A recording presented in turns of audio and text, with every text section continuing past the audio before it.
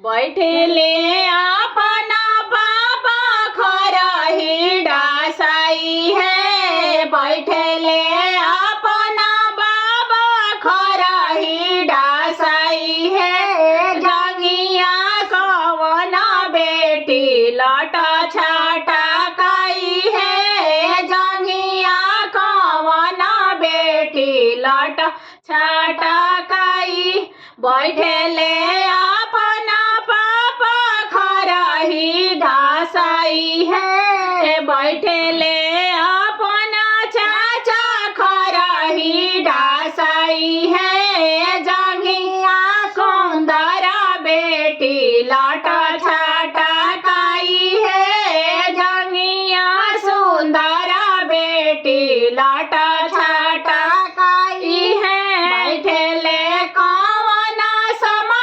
कुरसी डासाई है। बैठेले कौन समाधि कुरसी डासाई है। जंगिया कौन दुल्हा कतरेले पना है। जंगिया कौन दुल्हा कतरेले पना है।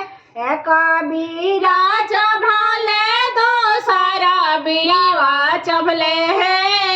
एक बीड़ा चभले दुल्हा दूसरा बीवा चभले है। तीसर बीवा फेंकले सुबहिया के पासा है। तीसर बीड़ा फेंकले सुबहिया के पासा है।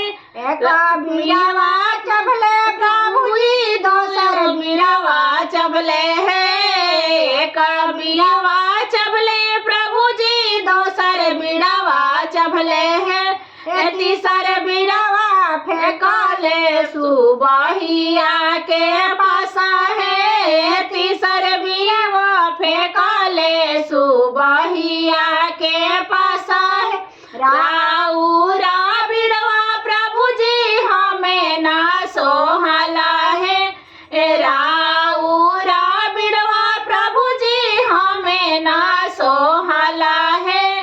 राउर मम्मी जाता देखनी डोमावा के साथ है। राउर मम्मी के जाता देखनी डोमावा के साथ है। राउरा बीड़वा प्रभुजी हमें ना सोहला है। राउरा बीड़वा प्रभुजी हमें ना सोहला है। राउर चाची के जाता देखन मलहोरिया के साथ है। राउर फुआ के जाता देखन बाजा जावा के साथ है। राउर दीदी के जाता देखन चामरावा के साथ है।